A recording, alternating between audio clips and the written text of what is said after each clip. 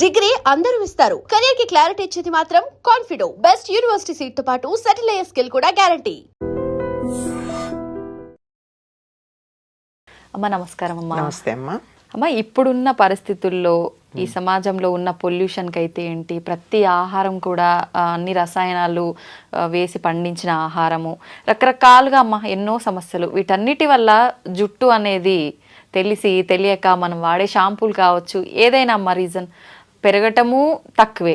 ఉన్న జుట్టన్నా కాపాడుకుందామా అంటే అది కూడా కష్టమైపోయిందమ్మా. ఊడిపోవటము, చిన్న ఏజ్లోనే తెల్ల జుట్టు రావడము, ఇలాంటి సమస్యలు చాలా చూస్తున్నామమ్మా.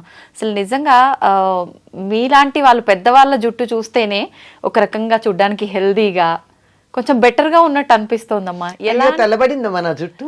అది ఏజ్ తరబడి వచ్చేది వేరు కదమ్మా. ఇప్పుడు మాలాంటి వాళ్ళకి ఇంత చిన్న ఏజ్ లో, ఇంకా చిన్న చిన్న పిల్లల్లోనే తెల్ల జుట్టు చూస్తున్నామమ్మా. నిజంగా జుట్టు ఒత్తుగా పెరగాలన్నా, నల్లగా ఉండి తొందరగా తెల్ల జుట్టు రాకుండా ఉండాలన్నా ఎలాంటి జాగ్రత్తలు తీసుకోవచ్చమ్మా?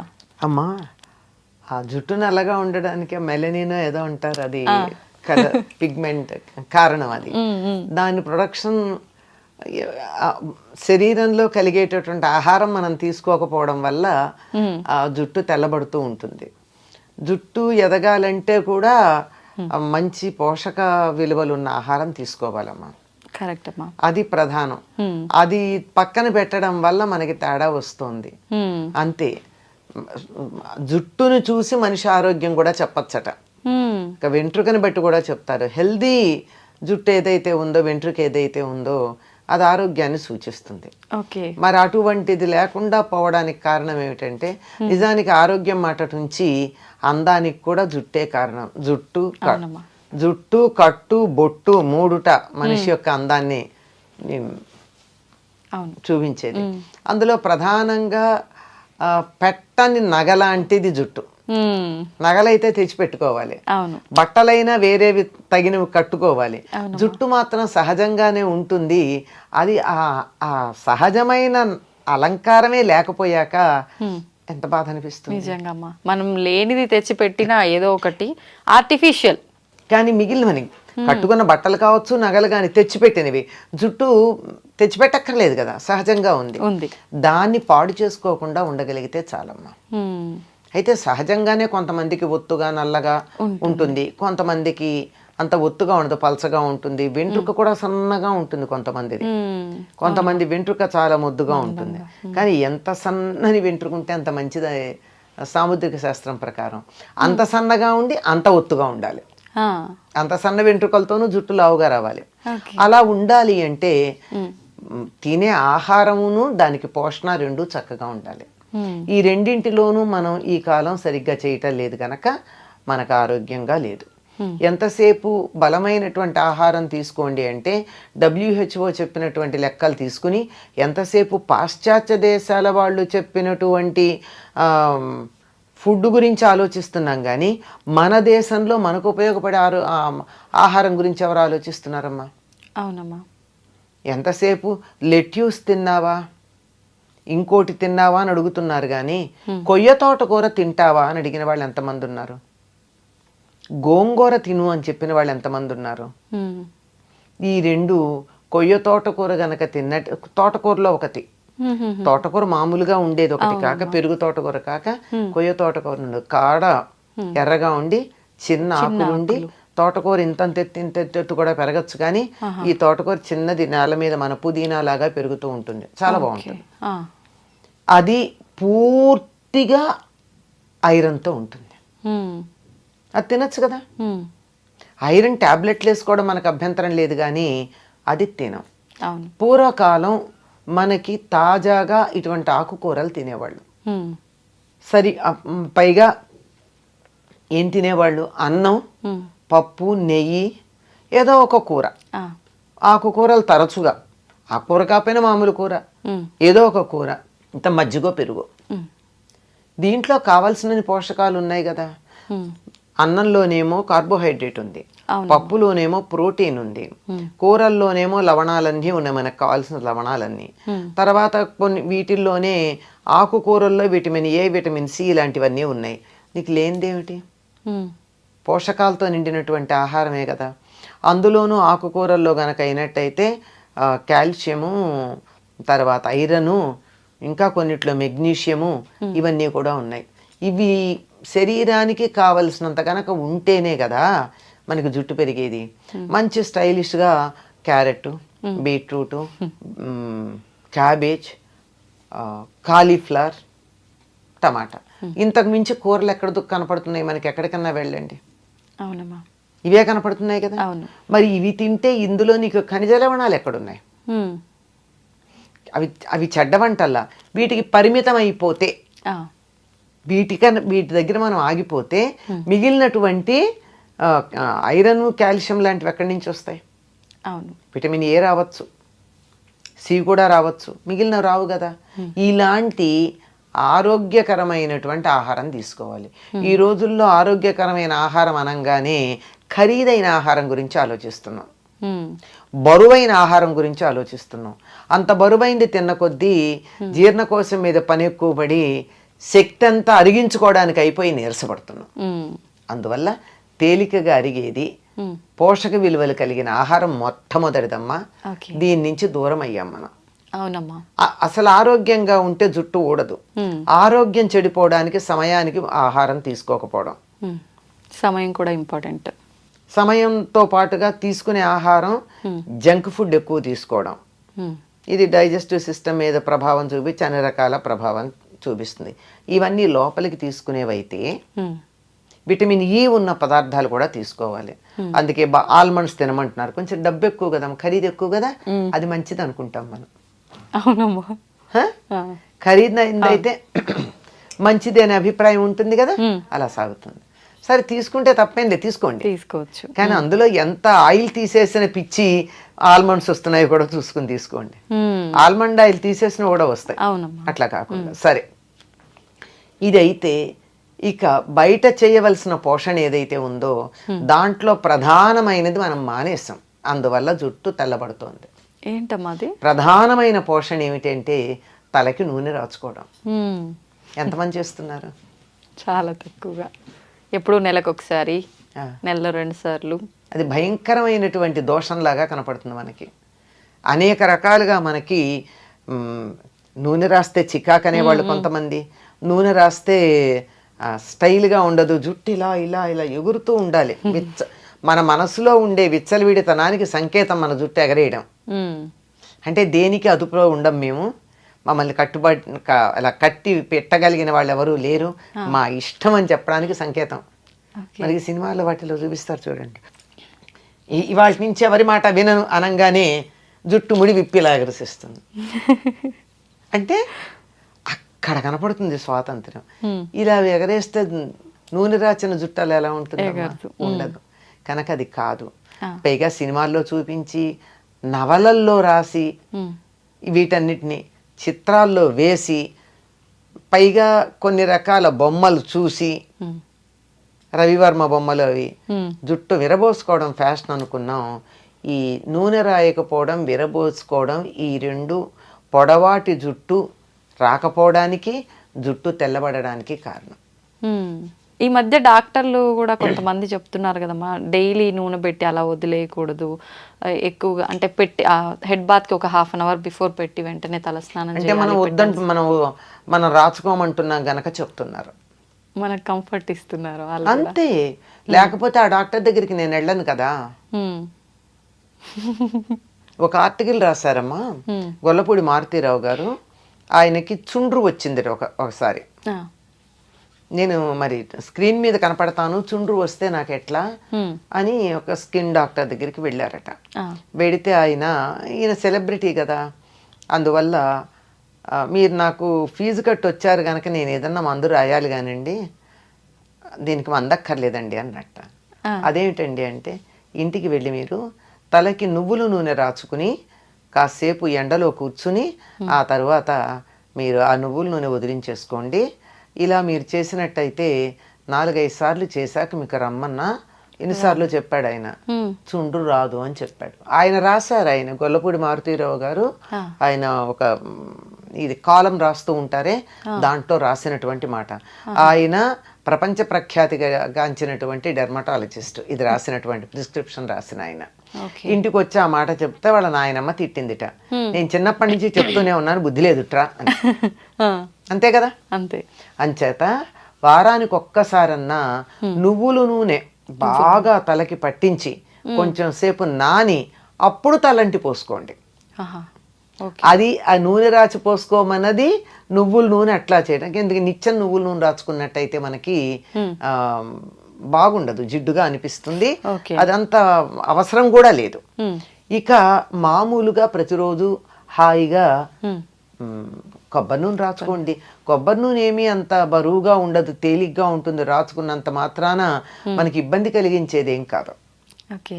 కనుక నూనె రాచుకుంటే జరిగేది ఏమిటో చెప్తా. ఆ, నూనె రాచుకుని మనం ఎండలోకి వెళ్ళినట్టయితే ఆ నూనె వెంట్రుక మీద ఉన్నటువంటి నూనె సూర్యుడి నుంచి వచ్చేటటువంటి అల్ట్రావైలెట్ కిరణాలని రిఫ్లెక్ట్ చేస్తుంది, లోపలికి రానియదు. అందువల్ల జుట్టు తెల్లబడదు. ఓకే. దానిపైన ఉన్నటువంటి మెలనిన్ పొరని అది పాడు చేయదు, ఉమ్, నలుపు రంగుని. ఓకే. అందువల్ల తొందరగా నల్లబడదని పెద్దవాళ్ళు చెప్పిన మాట. ఇది మనకి నచ్చదు గనక ప్రత్యామ్నాయాలకు పెడుతూ ఉన్నాం. కనుక మీరు ఇలా ఫోన్ తీసి యూట్యూబ్ గనక ఏది కావాలని మీరు యూట్యూబ్ కోసం సెర్చ్ చేద్దామని నొక్కినా వెంటనే వచ్చేది నల్లని జుట్టు, 10 నిమిషాల్లో మీ జుట్టు నల్లబడేది అనేవే కొన్ని వందలు వస్తున్నాయి. అవునమ్మా కదా. తర్వాత ఇంకొకటి ఏమిటంటే, తలకి నూనె పెట్టుకోవడం వల్ల మెదడుకు చలవతనం ఉంటుంది. మెదడు మనం ఎక్కువ మనసుతో పనిచేసే వాళ్ళు తలకి నూనె పెట్టుకోవాలి.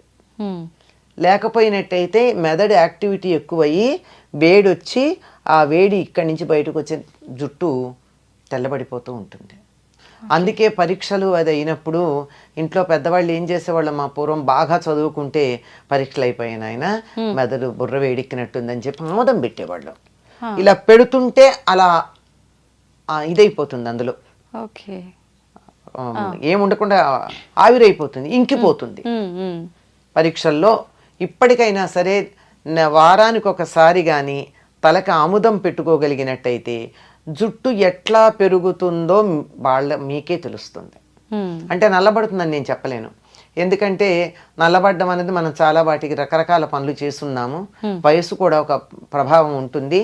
కనుక ఆముదం పెట్టుకుని చూడండి, మంచి ఆముదం. డెఫినెట్లీ జుట్టు పెరగడంలో తేడా ఉంటుంది. కాకపోతే ఆముదం పెట్టుకుంటే కొంచెం జుట్టు అతుక్కుపోయినట్టు అనిపిస్తుంది. మరి అవ్వా కావాలి బొవ్వా కావాలంటే ఎట్లాగండి. అవునమ్మా. అందువల్ల మీకు రేపు ఏ కార్యక్రమం లేదు అని అనుకున్న రోజున, ఇంట్లోంచి కదలక్కర్లేదు అనుకున్న రోజున, ఇవాళ మధ్యాహ్నమో రాత్రో కనీసం ఒక 24 గంటలు నానితే చాలా బాగుంటుంది. ఆ ఆముదం పెట్టుకుని ఆ తరువాత అప్పటికి లోపలికి పెడుతుంది, మెదడుని చల్లబరుస్తుందమ్మా. జుట్టు తెల్లబడడానికి ఊడడానికి ఉన్న కారణాల్లో ఒకటి ఏమిటంటే మానసికమైనటువంటి ఎక్సర్సైజ్ ఎక్కువ. ఆలోచించినా, బాధపడినా, దుఃఖపడినా, ఏడిచినా, రోగం వచ్చినా జుట్టు ఊడిపోతుంది. అవునమ్మా. ఎందుకంటే మెదడు యాక్టివిటీ ఎక్కువ ఉంటుంది కనుక. అది చల్లబరచడానికి పనికొచ్చేటటువంటిది ఆముదము, నువ్వుల నూనె. రెండు నువ్వుల నూనెకున్న లక్షణం ఏమిటంటే లోపల దాకా, ఎముకల లోపల నుంచి కూడా లోపలికి వెళ్ళగలదు, ఫాలికిల్ దాకా వెళ్ళగలదు, హెయిర్ రూట్ దాకా వెళ్ళగలదు, కుదుళ్ళు అంటారు, కుదుళ్ళ దాకా వెళ్ళగలదు. కనుక అలా వెళ్ళి జుట్టు బాగుంటుంది. ఇది చేయడం ఇబ్బందికరంగా అనిపిస్తోంది కనుక కొన్ని కావాలంటే కొన్ని చేయాల్సిందే. వారానికి ఒకసారి ఆముదం పెట్టుకుని చూడండి, మంచి ఆముదం. ఓకే. తలంతా కాకపోయినా కలిసి మాడు పట్టును పెట్టుకుని చూడండి, చల్లగా. ఇలా పెట్టుకుంటేనే ఇలా కళ్ళు చల్లగా అనిపిస్తాయి మనకి. అది మరి అంత చల్లదనం కలిగిస్తూ మనం ఇంత పని చేస్తూ, ఎంత ఎండల్లో తిరుగుతూ, ఇంత టెన్షన్స్ పడుతున్నప్పుడు జుట్టు ఊడకుండాను తెల్లబడకుండాను ఉండమంటే ఎట్లాగమ్మా? దానికి కొద్దిగా బలం ఇవ్వాలి కదా మనం. దాన్ని వాడుకుంటున్నప్పుడు దాన్ని రిప్లెనిష్ చేయాలి కదా. అలా చేస్తే ఇలా ఉంటుంది. చాలా మంది ఈ మధ్య కాలంలో జుట్టు పెరగడం కోసం అని చెప్పి రకరకాల ఆయిల్స్ తయారు చేస్తున్నారు కదమ్మా. నిజంగా అలా తయారు చేసి పెట్టుకున్న ఆయిల్స్ వల్ల ఫలితం ఉంటుందంటారా? మరి ఎలా తయారు చేస్తారో తెలియదు కదమ్మా. కానీ కొన్ని జుట్టుని పెంచగలిగిన లక్షణాలు ఉన్నవి కొన్ని ఉన్నాయి. ఉదాహరణకి పొన్నగంటాకు, గుంటకలగరాకు, తర్వాత గడ్డి చామంతి అంటారు, ఇక్కడ పలకాకు అంటారు. అది నలుపు రంగు చిన్న ఇస్తుంది. చామంతి పూలాగా ఉంటుంది. చామంతి బంతి పూలలాగా చిన్న చిన్న ఉంటాయి. ఓకే. అది తర్వాత సరస్వతి ఆకు, తర్వాత ఉసిరిగా, ఇవన్నీ జుట్టు పెరగడానికి సహకరిస్తాయి. అంటే ఉసిరిగా నలుపు రావడంతో పాటుగా చేసేది ఏమిటంటే విటమిన్ సి, ఎక్స్టర్నల్ గా కూడా విటమిన్ సి ఇస్తున్నాం. ఇవన్నీ కూడా జుట్టుకి సహకరించేటటువంటివి. మరి వీటిని ఎంత వేస్తారో, ఏ పాళ్లల్లో వేస్తారో చేసేవాళ్ళు మనకి తెలియదు కదా. మందార పూలు ఇవన్నీ కూడా జుట్టుకి సహకరిస్తాయి. అందువల్ల జుట్టు ఎదుగుదలకి, వాటికి ఎదుగుదల అన్నదానికన్నా ఆరోగ్యంగా ఉండడానికి సహకరిస్తాయి. ఎంతన్నా ఉండని పేల్గా కాకుండా చక్కగా ఉన్న జుట్టు కొంచెం ఉన్నా బానే ఉంటుంది. అవునమ్మా.